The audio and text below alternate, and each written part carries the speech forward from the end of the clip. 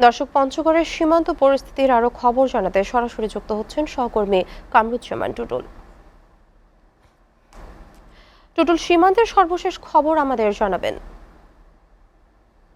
জি আনিকা, দেশের উত্তরের জেলা পঞ্চগড়, এই জেলার কিন্তু 3 দিকে ভারত সীমান্ত এবং 278 কিলোমিটার সীমান্ত পথ রয়েছে এবং এর মধ্যে 14 কিলোমিটার দেখেন ঠাকুরগাঁ 50 ব্যাটালিয়ন এবং পঞ্চগড় সদর যে 18 ব্যাটালিয়ন দেখে 135 কিলোমিটার এবং এর মধ্যে রয়েছে নীলফামারী 56 ব্যাটালিয়ন দেখে 129 কিলোমিটার। এই দীর্ঘ পথ কিন্তু বিজিবি কিন্তু দিনরাত পরিশ্রম, দিনরাত তাদের যে চলমান এই কাজ তারা করে যাচ্ছে এবং আমরা দেখেছি যে ভারতের পশ্চিমবঙ্গের নির্বাচনের পর থেকে দেশের একটা ভারতের বিএসএফ বিভিন্ন বাংলাদেশি, অবৈধভাবে বাংলাদেশি ভারতে থাকার কারণে তারা কিন্তু এবং মুসলিমদেরকে বিভিন্নভাবে পুশিং করার চেষ্টা করছে, কিন্তু চেষ্টা কিন্তু ব্যর্থ হচ্ছে বরাবরই। আমরা দেখেছি গত শুক্রবার পঞ্চগড় সদর উপজেলার হাড়িবাসা সীমান্ত দিয়ে 10 জনকে পুশিং করার চেষ্টা করেই কিন্তু ব্যর্থ হয়েছিল।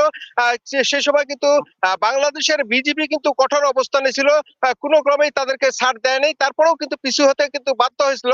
আমি এই মুহূর্তে রয়েছি পঞ্চগড় সদর উপজেলার মিরগড় সীমান্তে।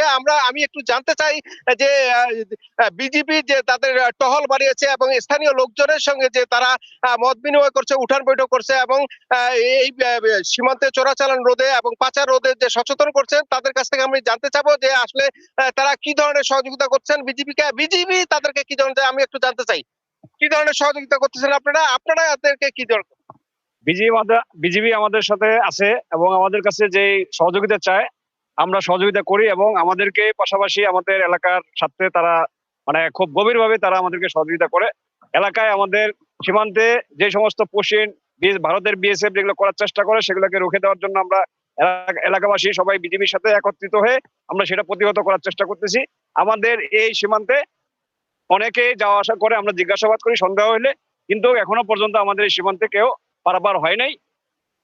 আমরা চেষ্টা করতেছি যদি এখানে আসে আমরা সেটা প্রতিহত করব, আমাদের বাংলাদেশে প্রবেশ করার আমরা ঠেকাবো এটা। আমরা এলাকাবাসী সহ বিজিবির সাথে আমরা থাকে এই সমস্ত কার্যকলাপ আমরা দীর্ঘদিন থেকে করতেছি। রাত জাগে আমরা এলাকাবাসী সহ বিজিবির সাথে আমরা এই বর্ডারে আমরা পাহারা দিচ্ছি আমরা।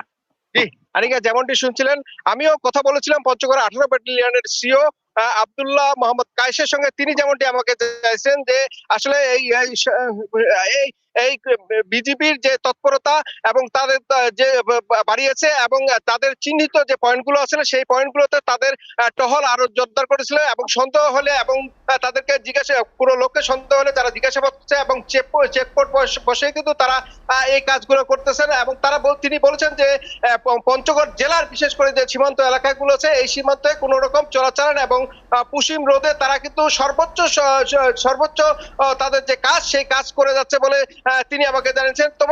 তবে আমরা দেখেছি যে গত শুক্রবার যে 10 জন সোমবারে চলে বিজেপি নিয়ে গেছে, তারপর থেকে কিন্তু তেমন কোনো খবর না থাকলেও কিন্তু বিজেপি সবসময় তৎপর রয়েছে বলে তিনি আমাকে জানিয়েছেন। তো আনিকা, এই ছিল পঞ্চগড় সীমান্ত থেকে সর্বশেষ। আনিকা। জি টুটুল, আপনাকে ধন্যবাদ।